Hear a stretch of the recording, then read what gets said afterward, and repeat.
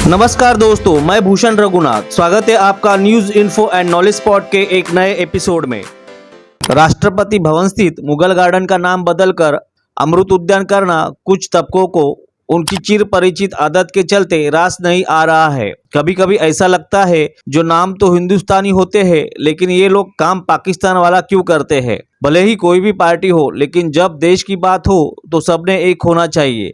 विचारधारा का ढिंडोरा पीट के देश के संविधान की आड़ में किसी देश हित के फैसले का विरोध करना, ये कहा कि विचारधारा हो सकती है। विचारधारा अन्याय के प्रति लड़ने में, भ्रष्टाचार के विरोध में, सरकार की गलत नीतियों के विरोध में, लोगों को न्याय दिलाने में होनी चाहिए। एक ऐसी विचारधारा है जो हमेशा देश के विरुद्ध काम करती है। अगर किसी पार्टी को देश चलाना है तो उन्हें देश हित की बातें करनी होगी, हिंदुत्व को अपनाना होगा, तो ही कुछ चांसेस बनते हैं। नहीं तो कन्याकुमारी से कश्मीर तक कितनी भी यात्राएं निकालो, आप कभी सत्ता में नहीं आ पाओगे। ऐसे ही महत्वपूर्ण स्थानों के नाम बदलने को लेकर सुविधाजनक रवैया अपनाने वाली कांग्रेस के नेता भी इसकी आलोचना में आगे है। वामपंथियों को तो भारतीयता की दिशा में बढ़ाए गए किसी भी कदम पर अपच होने लगता है। मोदी विरोधियों का एक वर्ग तो है ही जिसे प्रधानमंत्री के किसी भी फैसले की बस आलोचना ही करनी है। बहरहाल, नाम परिवर्तन से जुड़ा राष्ट्रपति का फैसला मोदी सरकार के उस एजेंडे के अनुरूप ही है जिसमें आजादी के अमृत महोत्सव के दौरान गुलामी के प्रतीकों से मुक्ति पाने का संकल्प लिया गया है। प्रधानमंत्री मोदी ने अगले 25 वर्षों की अवधि को अमृतकाल का नाम दिया है, जिसमें देश के पुराने गौरव को प्राप्त कर भारत को विकसित राष्ट्र बनाने का लक्ष्य निर्धारित किया गया है। ऐसे में मुगल गार्डन का नाम बदलना गुलामी का काल और उन विदेशी आक्रांताओं के अंतिम अवशेषों को मिटाने के व्यापक एजेंडे का ही हिस्सा है, जिन्होंने न केवल भारतीय सभ्यता पर आघात किए बल्कि भारतीयों को भी उनकी क्षमता एवं शक्ति पर संदेह करने के लिए विवश कर दिया। मोदी जब से प्रधानमंत्री बने हैं तब से कांग्रेस बार बार स्मृति भ्रंश की शिकार हुई है। वह अपने ही कृत्यों को भूल गई है। जब उसने किंग्सवे को राजपथ, किंग्सवे को जनपथ, करजन रोड को कस्तूरबा गांधी मार्ग, यॉर्क रोड को मोतीलाल नेहरू मार्ग जैसे नाम दिए। इसी प्रकार ड्यूक ऑफ कनॉट के नाम पर पड़े कनॉट सर्कल को इंदिरा चौक और कनॉट प्लेस को राजीव चौक का नाम दिया। कांग्रेस सरकार में ही क्वीन विक्टोरिया रोड को Rajendra Prasad road, king Edward road को मौलाना आजाद रोड और विलिंगडन क्रिसेंट को मदर टेरेसा क्रिसेंट का नाम मिला। हालांकि नाम परिवर्तन के मामले में कांग्रेस और भाजपा का रवैया विपरीत है। चूंकि कांग्रेस ने जो अधिकांश नाम बदले, उनका नामकरण अधिकांश अपनी पार्टी के दिग्गजों और विशेषकर एक गांधी परिवार के लोगों के नाम पर किया, तो इस मामले में उसकी मंशा उतना भरोसा जगाने वाली नहीं है। उसकी मंशा गुलामी की मानसिकता से मुक्ति के बजाय गांधी परिवार के महिमा मंडन पर अधिक केंद्रित रही। यही दोनों पार्टियों में अंतर दिखता है। वही मौजूदा सरकार द्वारा राजपथ का नाम बदलकर कर्तव्य पद रखने और मुगल गार्डन को अमृत उद्यान करने की पहल में गुलामी विरोधी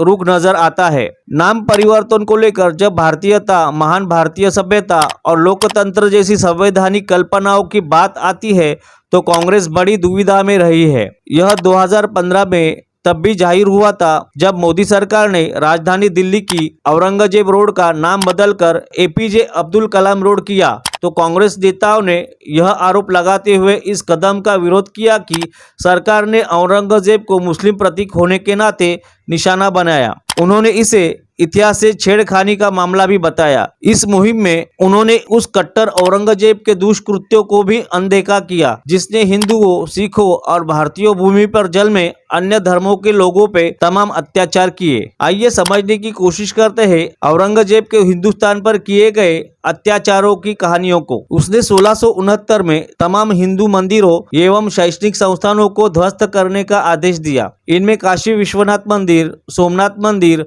और मथुरा में कृष्ण मंदिर जैसे धर्मस्थल भी शामिल थे। हिंदुओं के प्रति उसकी घृणा की कोई सीमा नहीं थी। मथुरा में मंदिर ध्वस्त कर उसने वहां मस्जिद बनवाई।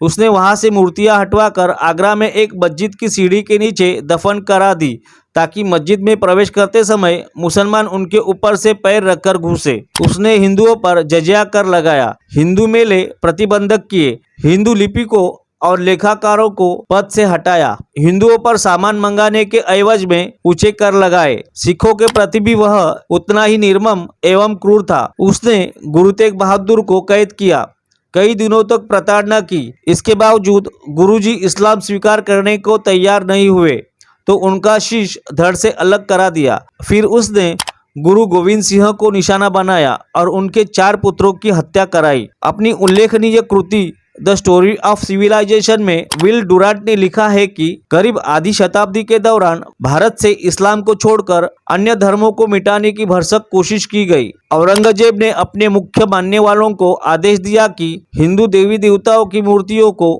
तोड़ने के साथ ही उनके उपासना स्थलों को बंद कर दिया जाए। डुरांट के अनुसार औरंगजेब की कट्टरता का ही परिणाम था कि सदियों से भारत की कला संस्कृति को दर्शाने वाले हजारों मंदिर खंडरों में तब्दील हो गए। आज के भारत को देखकर हम यह कल्पना ही नहीं कर सकते कि अतीत में वह कितना भव्य और सुंदर रहा होगा। क्या औरंगजेब में कुछ भी ऐसा था जिस पर धर्मनिरपेक्ष और लोकतांत्रिक राष्ट्र गर्व कर सके? फिर भी कांग्रेस ने राजधानी की एक प्रमुख सड़क का नामकरण उसके नाम पर किया और जब इसे बदलने की कोशिश हुई तो उसने इस पर नाराजगी जताई। यह इस पार्टी के झूठी धर्मनिरपेक्ष रवैये का सटीक उदाहरण है। अपने इस रूख रवैये के चलते ही उसने राजधानी की अन्य प्रमुख सड़कों को बाबर, हुमायूं और शाहजहां जैसी विदेशी आक्रांताओं का नाम दिया और यहाँ के सबसे खूबसूरत बगीचे को मुगल गार्डन की संज्ञा दी। इस दृष्टि से देखा जाए तो अभी इतिहास की गलतियों को दुरुस्त करने का कार्य अपूर्ण है। यदि हम बड़े संघर्ष से मिली अपनी आजादी और असाधारण संविधान के माध्यम से प्राप्त हुए उदारवादी एवं लोकतांत्रिक ढांचे को सुरक्षित रखना चाहते हैं तो बाबर और अन्य गुलामी के प्रतीकों के मामले में भी वही करना होगा जैसा मोदी सरकार ने औरंगजेब के मामले में किया।